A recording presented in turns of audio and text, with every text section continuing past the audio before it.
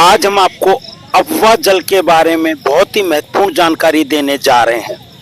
अफवाह जल वह जल है जो वर्षा, बारिश, हिमपात या किसी अन्य स्रोत से पृथ्वी की सतह पर बहकर नदियों, झीलों, समुद्रों अथवा नालों में पहुंचता है। जब वर्षा का पानी जमीन में अवशोषित इनफिल्ट्रेट नहीं हो पाता और सतह पर बहने लगता है तो इसे ही अपवाह, रन ऑफ कहा जाता है। यह जल हमारे जल चक्र, हाइड्रोलॉजिकल साइकिल का महत्वपूर्ण हिस्सा है। वर्षा, प्रिसिपिटेशन, बादलों से जल बूंदों के रूप में पृथ्वी पर गिरता है। अवशोषण, इनफिल्ट्रेशन होता है। भूमि की छिद्रयुक्त परतें पानी का कुछ भाग सोख लेती हैं। उसके बाद अपवाह, रन ऑफ, जब भूमि की अवशोषण क्षमता पूरी हो जाती है तो अतिरिक्त पानी सतह पर बहने लगता है, प्रवाह होने लगता है। यह पानी नालों, नदियों और समुद्र की ओर बढ़ता है।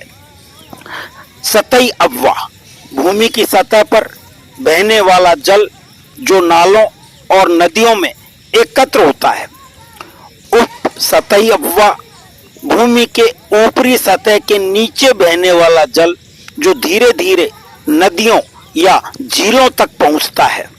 भूगर्भीय अपवाह, यह वह जल है जो भूमिगत जल स्रोतों से निकलकर नदियों में प्रभावित होता है। अपवाह जल को प्रभावित करने वाले कारकों की बात करें तो सबसे पहले आता है वर्षा की मात्रा व तीव्रता। अधिक और तेज वर्षा से अपवाह ज्यादा बहता है। भूमि की ढाल, स्लोप पर भी यह निर्भर करता है। ढलान अधिक होने पर पानी तेजी से बहता है। मिट्टी का प्रकार कैसा है? रेतीली मिट्टी ज्यादा अवशोषित करती है। चिकनी मिट्टी में अपवाह अधिक होता है। वनस्पति, वेजिटेशन कवर, पेड़ पौधे जल सोखते हैं और अपवाह को कम करते हैं।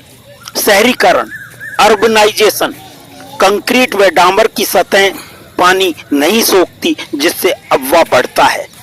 पा रहे हैं किस तरह ये मैदान से जल एकत्र होकर भू सतह पर बहता हुआ आगे बढ़ रहा है और मैदान पर जो ह्यूमस था, जो मलमूत्र था, या उसको इकट्ठा करके किस तरह से पेड़ पौधों की टहनियों और अन्य पदार्थों को इकट्ठा करके गलाता सड़ाता हुआ आगे बढ़ रहा है।